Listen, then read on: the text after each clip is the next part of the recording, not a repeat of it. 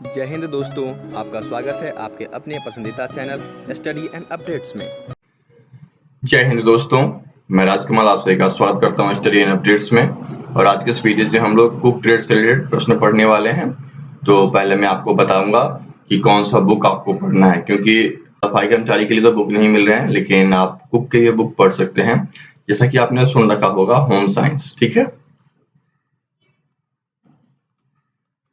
Home science सुन रखा होगा।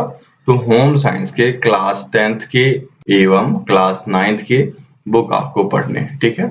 यदि इस बुक में फूड से रिलेटेड, ठीक है, कि खाना कैसे पकता है, प्रोसेस ऑफ कुकिंग, देखिए प्रोसेस ऑफ कुकिंग, उसके बाद फिर फूड सेफ्टी, ठीक है, उसके बाद न्यूट्रिशंस। तो ये सब टॉपिक आपको उसमें देखने को मिलेगा और ये सब टॉपिक आपको कवर करना है, ठीक है। यदि ये सब टॉपिक आप कवर करते हैं तो आपका अप्रॉक्स 80% सिलेबस वहां से कवर हो जाएगा। बाकी जो 10-20% बचता है उसके लिए हम लोग लगे हुए हैं और हम लोग करा लेंगे, ठीक है। तो आपको होम साइंस का बुक पढ़ना है। यदि इसके नोट्स चाहिए तो नोट्स का लिंक आपको नीचे डिस्क्रिप्शन बॉक्स में दिया गया है, नोट्स लिखा रहेगा, आप चले जाइएगा आराम से डाउनलोड कर लीजिएगा, ठीक है। तो चलिए शुरुआत करते हैं। आपका पहला प्रश्न दिया गया है, what is the primary reason for blanching of food. देखिए ब्लैंचिंग ऑफ फूड कहने का क्या मतलब है, क्या तात्पर्य है। तो ब्लैंचिंग ऑफ फूड मतलब कि जैसे हम लोग बाहर से गए, सब्जी लाए या फिर फल फूल लाए, तो अभी कोरोना काल चल रहा है, तो जब उसको लाते हैं तो उसको गर्म पानी करके उसमें डाल देते हैं ताकि उसके जो एंजाइम्स हैं वह रिएक्ट करना बंद कर दें, ठीक है, वो इनएक्टिव हो जाएं। तो ये प्रोसेस कहलाता है ब्लैंचिंग ऑफ फूड्स। ये ढूंढिए आप कहाँ दिया गया है, इनएक्टिव एंजाइम्स इन फूड, ठीक है। अर्थात blanching is a process who makes inactive enzymes in the food, ठीक है। भोजन में एंजाइम को निष्क्रिय करता है, यह प्रोसेस आपको ब्लंच कहलाता है। तो फर्स्ट का सी उत्तर हो गया, ठीक है। तो इस प्रकार से आपको बहुत सारी चीजें देखने को मिलेगी, बहुत सारी चीजें पढ़ने को मिलेगी। तो पढ़िए और उस नोट्स का फायदा लीजिए। चलिए आगे बढ़ते हैं। सेकेंड दिया गया है, salt is added in dying for. देखिए नमक का प्रयोग जो है खाने के साथ साथ कभी कभी रंग करने में किया जाता है, जैसे कि कपड़ों में रंग करना है, टेक्सटाइल में रंग करना है, तो वहां भी इसका प्रयोग होता है। तो वहां इसका प्रयोग क्यों होता है, क्या होता है कि अणुओं के बीच थकावट या फिर क्या, थकावट कहने का मतलब है कि शून्यीकरण, जो कि यहाँ पर बी में दिया गया है, ठीक है। शून्यीकरण, शून्यीकरण या फिर क्षय, तो अणुओं का क्षय करना हो, अणुओं का शून्यीकरण करना हो, तो इस कार्य के लिए हम लोग नमक का प्रयोग करते हैं रंगाई में, ठीक है। तो उत्तर क्या हो जाएगा, सेकंड का बी हो जाएगा, एग्जॉस्टन, थकावट, ठीक है। चलिए यहाँ पर बी उत्तर हो गया आपका। आगे बढ़े। नेक्स्ट आपको दिया गया है, which is the following changes when cooking grains. जब हम लोग खाना पकाते हैं या अनाज पकाते हैं तो उस समय कौन सा परिवर्तन होता है। देखिए उस समय क्या होता है कि एमलूज एवं एम्लोपिसिंट, ये दो एंजाइम्स होते हैं जो कि कन्वर्ट होते हैं और उसके बाद खाना जो है कुक्ड होता है। और ये प्रोसेस जो है वह रिट्रोगेशन कहलाता है, प्रतिगमन कहलाता है, जो कि आपके ए में दिया गया है, ठीक है।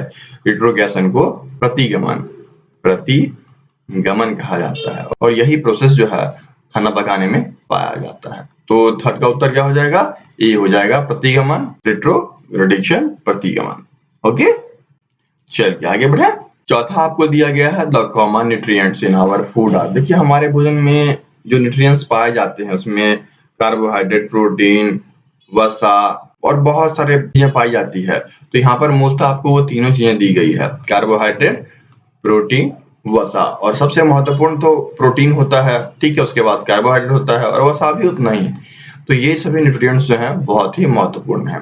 प्रोटीन के बारे में आगे प्रश्न देखने को मिलेगा, ठीक है, तो वहां पर इसकी चर्चा करते हैं।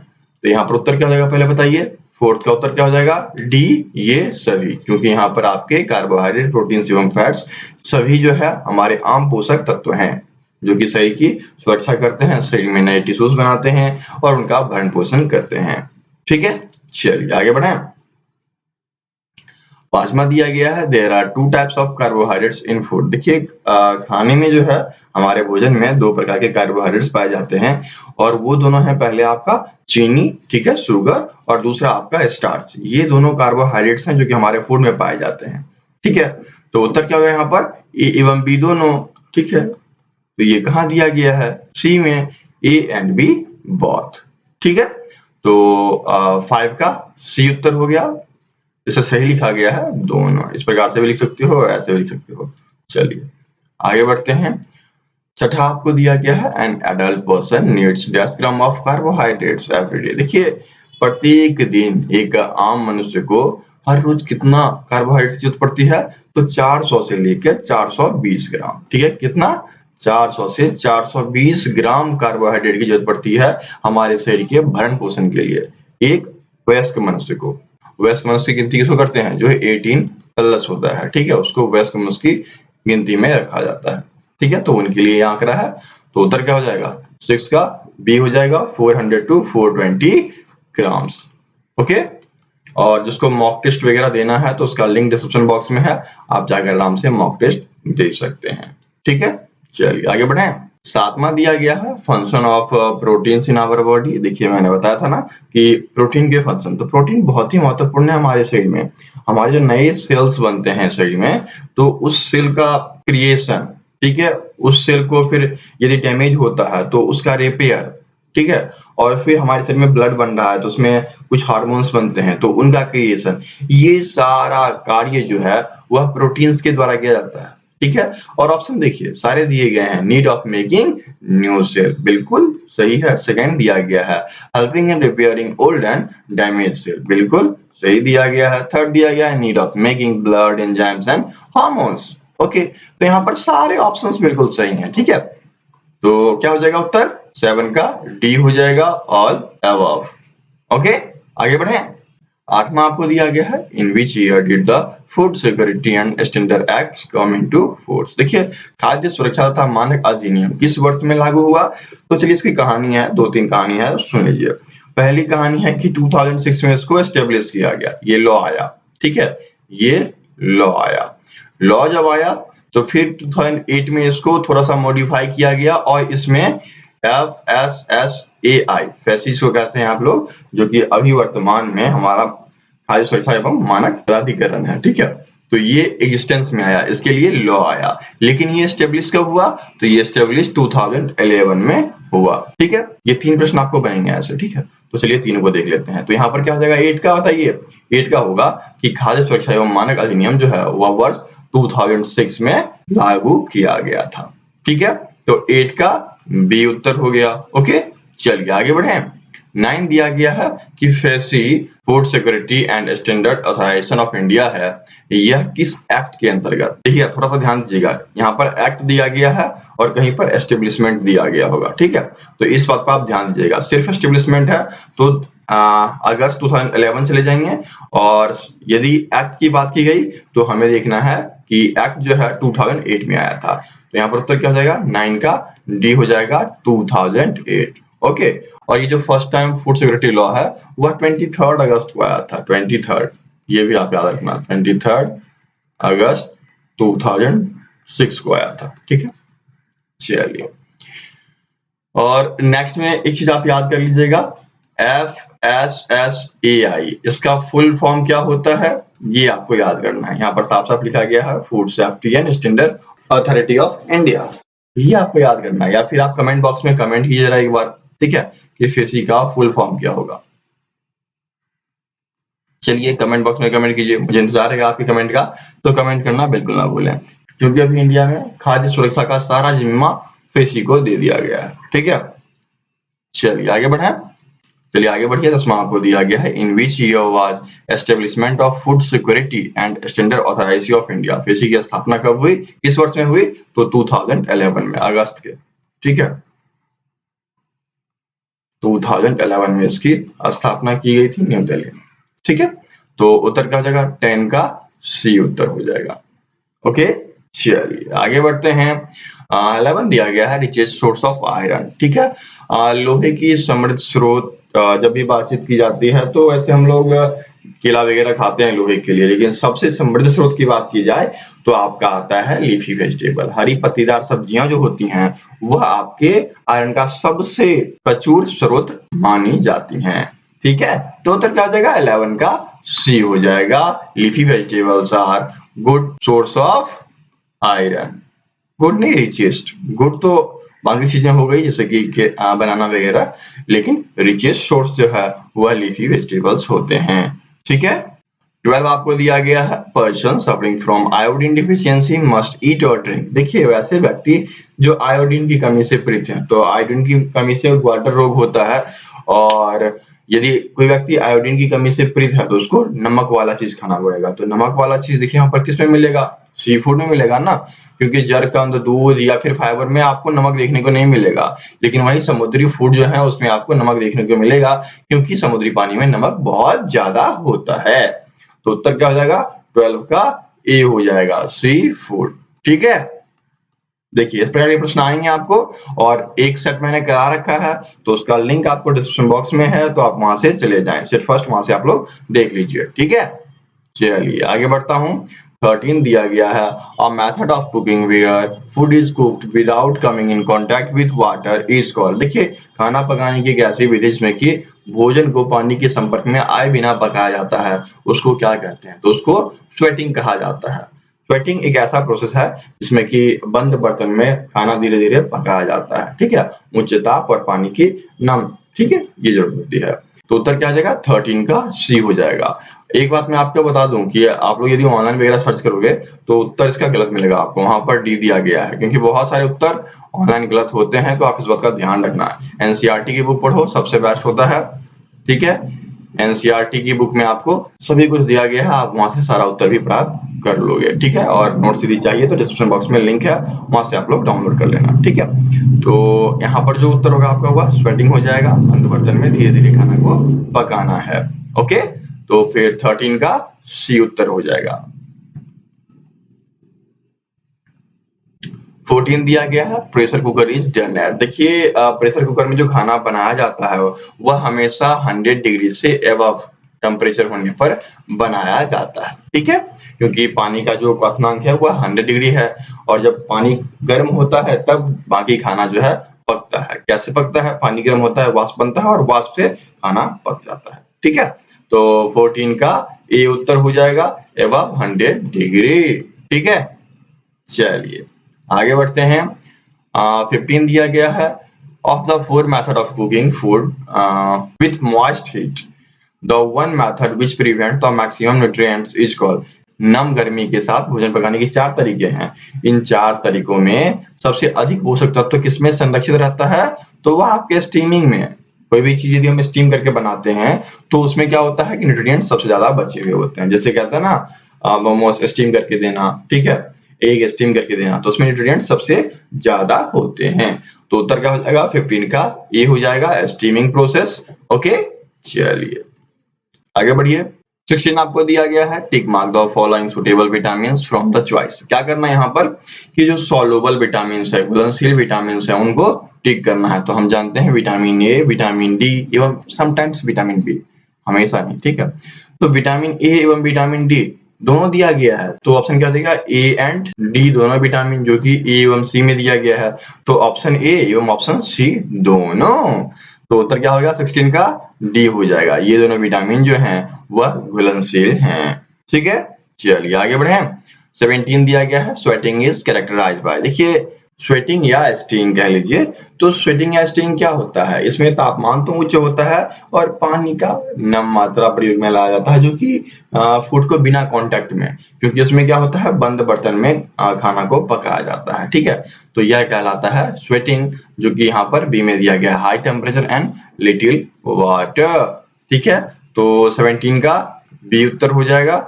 मैं ना खाना पकाने की और भी विधियों के बारे में चर्चा करूंगा, जैसे कि माइक्रोवेव हो गया, सोलर कुकर हो गया, इन सब का भी चर्चा आपको नेक्स्ट वीडियो में देखने को मिलेगा। ठीक है। क्योंकि आपको खाना बनाने की प्रक्रिया जाननी होगी, खाने में क्या क्या बनता है, रेसिपी क्या है, तो ये सब आपको जानना है। तो वो सब चीजें मैं धीरे धीरे आपको एकत्र करके दूंगा। ठीक है। तो थोड़ा सा पेशेंस रखें, थोड़ा सा इंतजार करें, वीडियोज आपको आती रहेगी। 18 आपको दिया गया है, deficiency disease are those that occur in our body because of. देखिए आपके शरीर में क्या होता है कि जब न्यूट्रिएंट्स का अभाव होता है, ठीक है, पोषक तत्वों का अभाव होता है, तो उसके कारण रोग होने शुरू हो जाते हैं। ठीक है। तो वही चीज आपसे पूछा है यहाँ पर कि अब्सेंस ऑफ न्यूट्रिएंट, पोषक तत्वों का अभाव, जो कि 18 के बी में दिया गया है, तो 18 का बी उत्तर हो जाएगा। ठीक है। आगे बढ़े। चलिए 19 दिया गया है, frying is the process of cooking food in hot. देखिए देखिए भोजन को फ्राई करना, ठीक है, तो फ्राई हम लोग किसमें करते हैं, गर्म तेल या घी में करते हैं, ठीक है, गर्म हॉट ऑयल और घी में किया जाता है, ये प्रोसेस कहलाता है आपका फ्राइंग ऑफ फूड, ठीक है। तो घी एवं ऑयल दोनों दिया गया है, ए एवं बी दोनों ऑप्शन सही है, तो चलिए सी वाला ऑप्शन हो जाएगा, ए एवं बी दोनों, ठीक है। और फ्राई करने का 2 प्रोसेस है, चलिए आगे देखते हैं कौन कौन सा। पहला प्रोसेस है आपका शैलो फ्राइंग। शैलो फ्राइंग में क्या होता है, जैसे कि हम लोग छोंका लगाते हैं ना, तो क्या करते हैं, आप पैन लिए, पैन में हल्का सा तेल डाले और फिर प्याज व्याज डाल दिए, तो ये तरीका कहलाया आपका उथला तलना, ठीक है, शैलो फ्राइंग, ठीक है। अर्थात लिटिल घी या ऑयल में क्या करते हैं, किसी भी पदार्थ को जब तलते हैं तो वह प्रक्रिया कहलाता है शैलो फ्राइंग, जो कि आपके 20 के ए में दिया गया है, तो 20 का ए उत्तर हो जाएगा।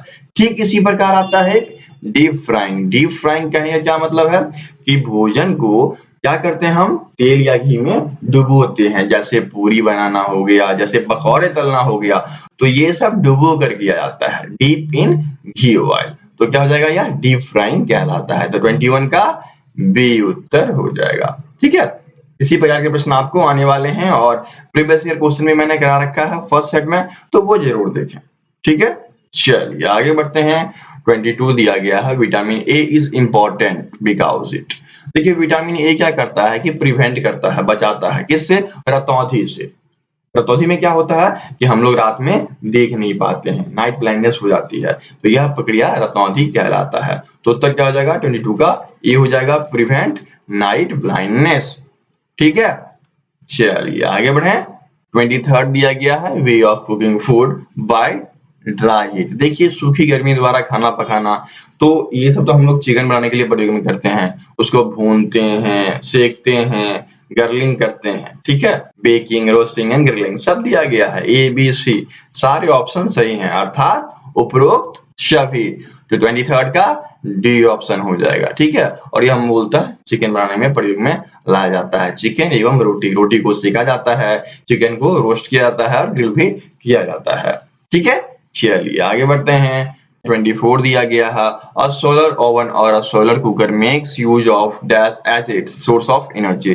देखिए सोलर कुकर जो होता है, सोलर करने का मतलब हो गया कि सूर्य, ठीक है, तो सूर्य के किरणों के द्वारा, सूर्य के लाइट के द्वारा सोलर कुकर जो है एनर्जी को ग्रहण करता है और उसके बाद खाना को पकाता है, क्योंकि खाना पकाने के लिए हमें हीट की जरूरत पड़ेगी और हीट जो है वह हमें सूर्य की रोशनी से ही प्राप्त होता है, तो 24 का उत्तर क्या हो जाएगा, बी हो जाएगा ना, सनलाइट ना।